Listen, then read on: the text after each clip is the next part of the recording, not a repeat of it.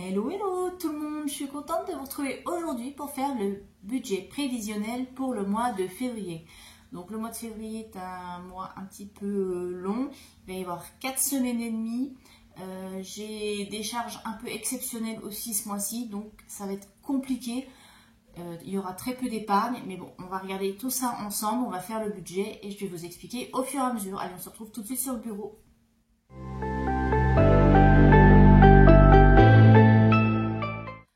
Alors, c'est parti. Hop, février.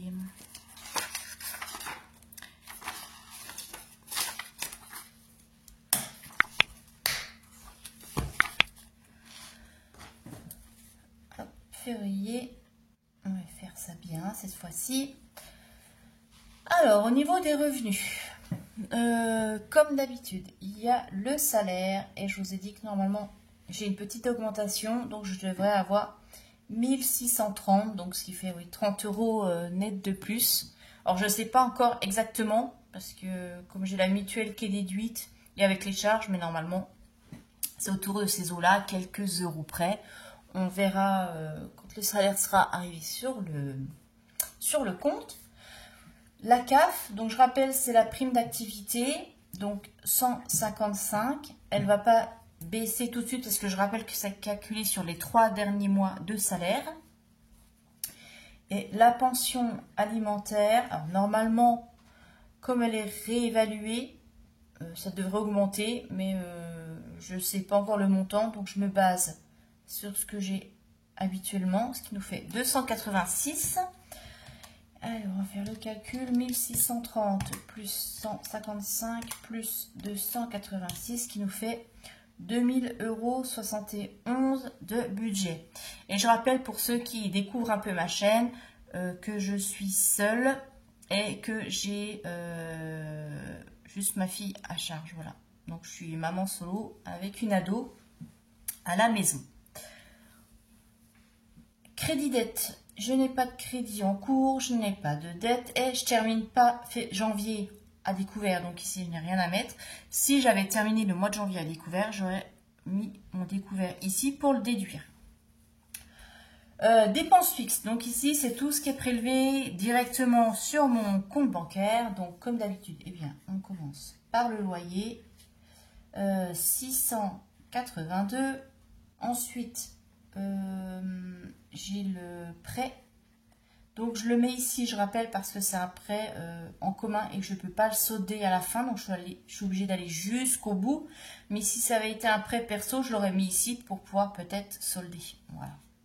Enfin, ça c'est mon fonctionnement, après chacun fait comme c'est le plus logique pour lui.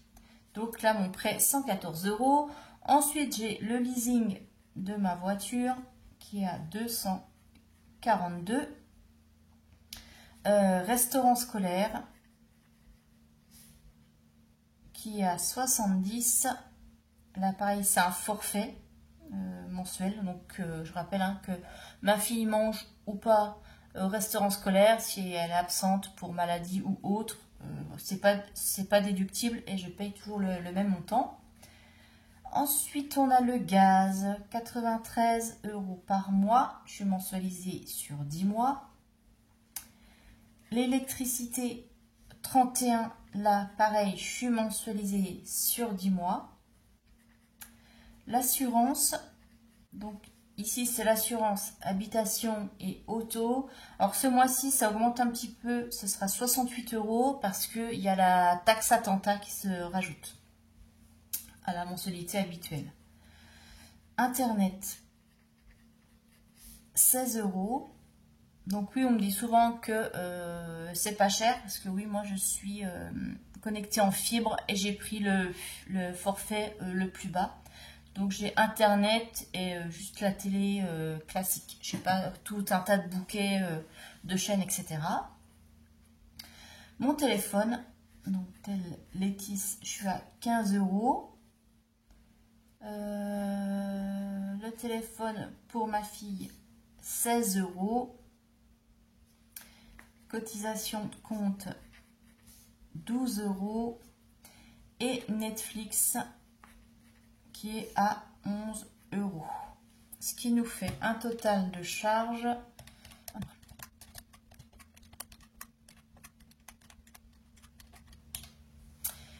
1370.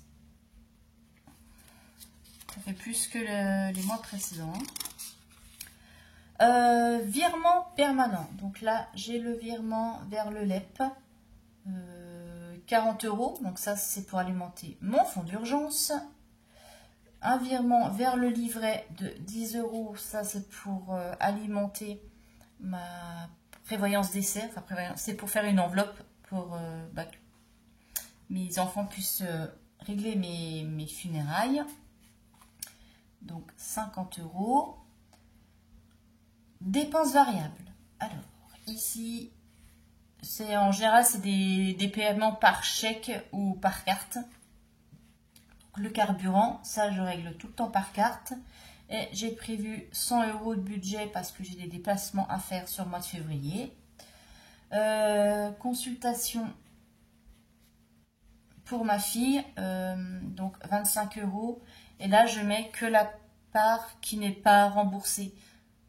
Voilà, donc ça, c'est pas une consultation généraliste, c'est une consultation autre. Et ce qui me reste à charge, c'est 25 €. Donc, je les note ici. Du péage. Je rappelle que j'ai le badge télépéage, donc je suis prélevée le mois suivant. Et comme j'ai fait des trajets au mois de janvier, ils seront prélevés là en février, donc 57 €. Ce qui nous fait un total de 181. Non, je dis des bêtises. Je n'ai pas calculé ça sur mon brouillon. 182, voilà. 182 €. Ensuite, les enveloppes. Donc, c'est tout ce que je retire en espèces pour mon fonctionnement. Évidemment, on commence par les courses. 320 €. L'enveloppe d'hiver, donc je rappelle que c'est le mini fonds d'urgence. S'il manque dans les autres enveloppes, je pioche dedans. Les loisirs, toujours 20 €. L'argent de poche, 10 €.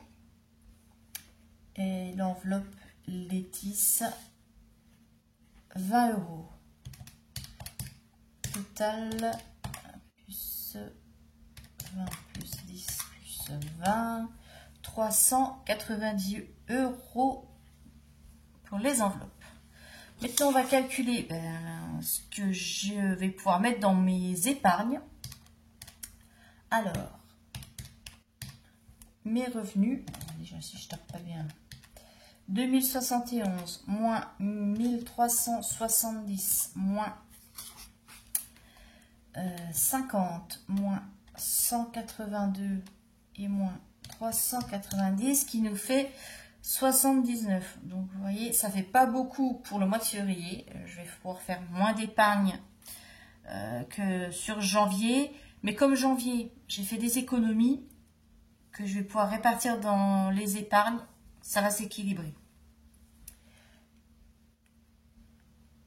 Alors, je vais partir sur 70 € pour mes épargnes.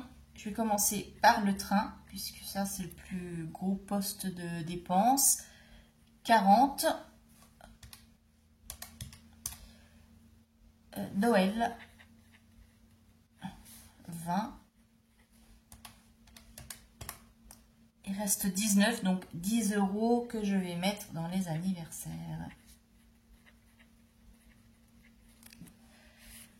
Qui nous fait un total d'épargne de 70 € et non, je me trompe, c'est là, voilà, 70 et il restera 9 € sur le compte bancaire normalement, si je gère bien mon mois de février. Mais j'ai l'impression que février va être compliqué, je ne sais pas pourquoi, je le sens déjà d'avance. Après, c'est peut-être juste une impression. Si j'arrive à bien gérer mon budget, à respecter mes catégories, ça devrait bien se passer. Il n'y a pas de raison. En plus, c'est le début d'année, donc on est toujours motivé en début d'année. Ça devrait aller. Vous racontez-moi un petit peu comment s'annonce votre mois de février, si vous avez déjà prévu votre budget, si vous allez avoir des charges exceptionnelles, si vous allez être obligé de rattraper un découvert, etc. Dites-moi un petit peu dans les commentaires. En attendant, je vous fais des gros bisous. Je vous souhaite une bonne semaine et on se retrouve samedi pour faire le bilan du mois. Bye bye, à bientôt.